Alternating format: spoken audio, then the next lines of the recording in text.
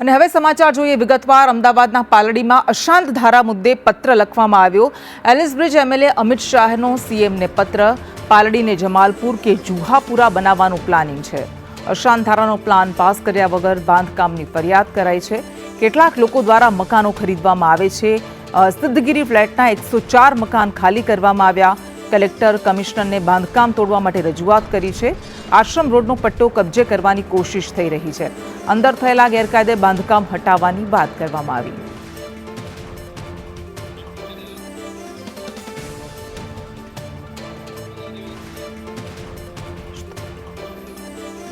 અમિત શાહે મુખ્યમંત્રીને પત્ર લખ્યો। પાલડી વિસ્તારમાં અશાંત ધારાનો ભંગ પ્લાન પાસ કર્યા વગર જ બાંધકામ થતું હોવાની તેમણે ફરિયાદ કરી છે। તેમણે કહ્યું કે એ સમાજના કેટલાક પૈસાદાર લોકો દ્વારા મકાનની ખરીદી કરવામાં આવી રહી છે। એ લોકો પાલડીને જમાલપુર કે જુહાપુરા બનાવવાનું પ્લાનિંગ કરી રહ્યા છે। એલિસબ્રિજના ધારાસભ્ય અમિત શાહ અને અમદાવાદ શહેર ભાજપના પૂર્વ અધ્યક્ષ દ્વારા વધુ એક પત્ર મુખ્યમંત્રીને લખવામાં આવ્યો છે અને તેમના દ્વારા કહેવામાં આવ્યું છે કે તેમનો મત વિસ્તાર એટલે કે પાલડી વિસ્તાર છે તેમાં આજે બંગલો દેખાઈ રહ્યો છે ગેરકાયદેસર આ બાંધકામ થયું હોવાનો આક્ષેપ જે છે તે તેમના દ્વારા કરવામાં આવ્યો છે અને તેમના દ્વારા વાત પણ કહેવામાં આવી છે કે મંજૂરી વગર આ બાંધકામ જે છે તે કરી દેવામાં આવ્યું છે। અહીં બે બંગલા હતા। આમ તો આ વિસ્તાર જે છે તે અશાંત ધારામાં આવે છે, પરંતુ નિયમોનું પાલન કરવામાં આવ્યું નથી ને પાલન વગર જ આ બંગલા જે છે તે ખરીદી લેવામાં આવ્યા છે અને હાલ બાંધકામ જે છે તે કરી દેવામાં આવ્યું છે। તેમના દ્વારા એ પણ કહેવામાં આવ્યું છે કે આ જ વિસ્તારમાં અહીં આસપાસમાં લઘુમતી સમાજ દ્વારા અન્ય કેટલીક રેસિડન્સ સાઇટો છે તે ખરીદવામાં આવી છે, મકાનો ખરીદવામાં આવી છે અને તેમના દ્વારા સ્પષ્ટ આક્ષેપ એવો લગાડવામાં આવ્યો છે કે લઘુમતી સમાજના કેટલાક જે લોકો છે તેમના દ્વારા પાલડી વિસ્તાર છે તેના ઉપર જાણે કે કબજો જમાવવો હોય તે પ્રકારની સ્થિતિ તે લોકો ઊભી કરી રહ્યા છે।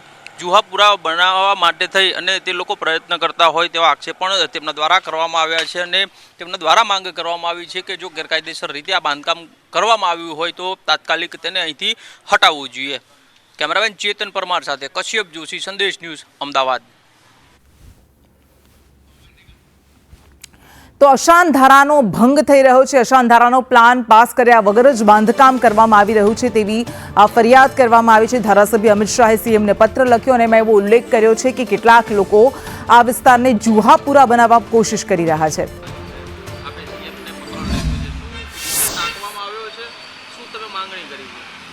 પાલડીમાં અશાંત ધારાનો ભંગ કરીને ખૂબ મોટી સંખ્યામાં હિન્દુઓને ખાલી કરાવવામાં આવી રહ્યા છે।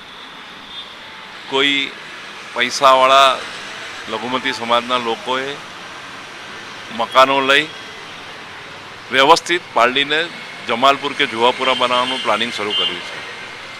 કોંગ્રેસ ભવનની આગળનું ગેરેજ, એની બાજુમાં બેંક ઓફ બરોડા, એની બાજુમાં કોઠાવાલા ફ્લેટ, એની બાજુમાં સિદ્ધગીરી ફ્લેટના 104 મકાનો ખાલી કરવામાં આવ્યા છે અને એના માટે પણ આ અશાંત ધારાનો ભંગ કરીને રહેવા માટે પ્રયત્ન કરવામાં આવે છે। અમે આદરણીય મુખ્યમંત્રીને નૂતન સર્વોદય સોસાયટી, ગાંધીકુંજ સોસાયટીમાં આવી ગયેલા લોકોને હટાવવા અને ભગાવવા માટે, એના ગેરકાયદેસર બાંધકામ તોડવા માટે રજૂઆત કરી છે। મ્યુનિસિપલ કમિશનરને રજૂઆત કરી છે, કલેક્ટરને રજૂઆત કરી છે અને આ આખો આશ્રમ રોડનો પટ્ટો એમને કબજે કરવો છે, જે અમે નહીં થવા દઈએ।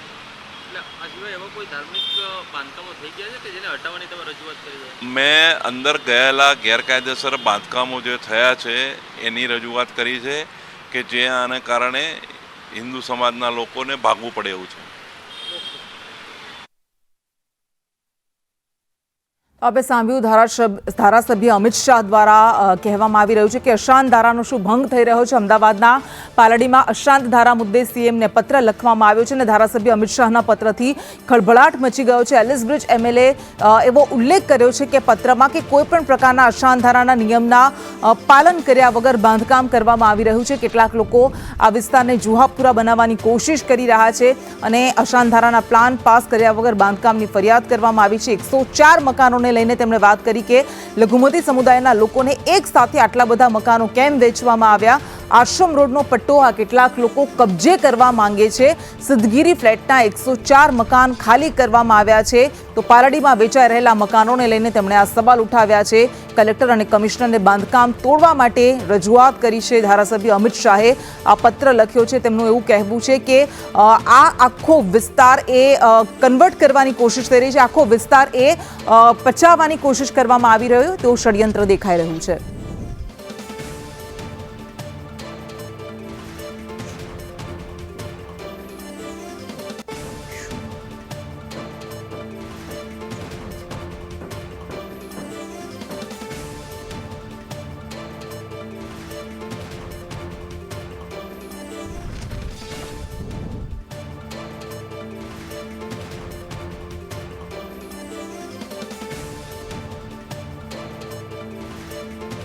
તો અમિત શાહને આપણે સાંભળ્યા. તેમના તરફથી એવું કહેવામાં આવ્યું કે પાલડીમાંથી શું હિન્દુઓને ખાલી કરાવવામાં આવી રહ્યા છે અને એ પ્રકારનું આખું ષડયંત્ર રચાતું હોય તેવું દેખાઈ તો રહ્યું છે. સિદ્ધગીરી ફ્લેટના 104 મકાન ખાલી કરાવવામાં આવ્યા છે. મેં આ મુદ્દે રજૂઆત કરી છે, મુખ્યમંત્રીને પણ રજૂઆત કરી છે અને કલેક્ટર અને કમિશનરને પણ રજૂઆત કરવી છે કે આ બધા જ બાંધકામ તોડવામાં આવે, કારણ કે આ આખો વિસ્તાર એ પચાવવાની કોશિશ કરવામાં આવી રહી હોય તેવું લાગી રહ્યું છે. અંદર થયેલા ગેરકાયદે બાંધકામ હટાવવામાં આવે તે મુદ્દે પણ તેમણે રજૂઆત કરી છે.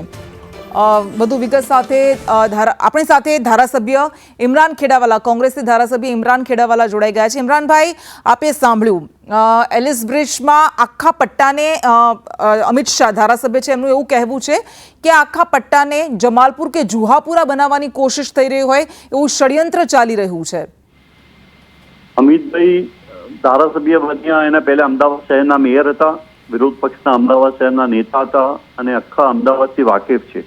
એટલે અમિતભાઈ જે ચિંતા કરતા હોય કે ભાઈ જમાલપુર ને જુહાપુરા ને આ બધું પાલડીમાં બની જશે, તો અમિતભાઈને હું કહેવા માંગુ છું કે જે આ જુહાપુરા જમાલપુર છે કે બીજા વિસ્તારો છે લઘુમતી સમાજના, જ્યાં મુસ્લિમ સમાજની વસ્તી છે, એ લોકો પાકિસ્તાની થોડી છે, એ ભારતના નાગરિક છે, કોઈ બાંગ્લાદેશી પણ નથી. એટલે અમિતભાઈને એટલું તો હોવું જોઈએ ને કે ભાઈ ભારતમાં રહે છે, જ્યારે એ લોકોને દરેક સંવિધાને હક આપેલો છે અને જે પ્રમાણે રહેતા હોય અને એમને ડિસ્ટર્બ એરિયા તરીકે એ વાત કરતા હોય કે અસાન ધારાના ભંગ થઈ રહ્યો છે, તો સરકાર તો એમની છે, વારંવાર રજૂઆત કરે છે. જ્યારે એક તરફ સરકાર આમ કહેતી હોય કે 25-30 વર્ષથી ગુજરાતના અંદર ભારતીય જનતા પાર્ટીનું શાસન છે, કર્ફ્યુ નથી થયો, તોફાન નથી થતા, તો નવા વિસ્તારોના અંદર કેમ અસાન ધારો લગાવે છે? એ પણ એક સવાલ થાય છે. ચિંતા કરી રહ્યા છે. એટલે અમિતભાઈનું કહેવા માંગુ છું કે આ બધા પાકિસ્તાની નથી, બાંગ્લાદેશી નથી, બધા ઇન્ડિયન છે અને ગુજરાતી છે અને ગુજરાતમાં રહેવાવાળા લોકો છે. અચ્છા ઇમરાનભાઈ, એમનું એવી ફરિયાદ છે કે અશાન ધારાનું પાલન કર્યા વગર બાંધકામ કરાવવામાં આવી રહ્યું છે, કેટલાક લોકોને ખાલી કરાવવામાં આવી રહ્યા છે. એ પ્રમાણેની અમિતભાઈની વાત હોય તો કોર્પોરેશનના અંદર પણ એ સંકલન સમિતિની મિટિંગના અંદર પણ આવે છે, કલેક્ટરની મિટિંગના અંદર પણ આવે છે, ત્યારે એ પ્રમાણે એ રજૂઆત એ ટાઈમમાં એમણે કરવી જોઈએ કે ભાઈ આ કયા અધિકારીએ પરમિશન આપી છે. એ જાણવાનો અધિકાર ધારાસભ્ય કે સંસદ સભ્યને કોઈ કે કોર્પોરેટરને દરેકને હોય છે કે સામાન્ય પ્રજાને પણ હોય છે. ત્યારે ખાલી ફક્ત ને ફક્ત હિન્દુ મુસ્લિમની રાજનીતિ કરવામાંથી બહાર આવી જવું જોઈએ એમને.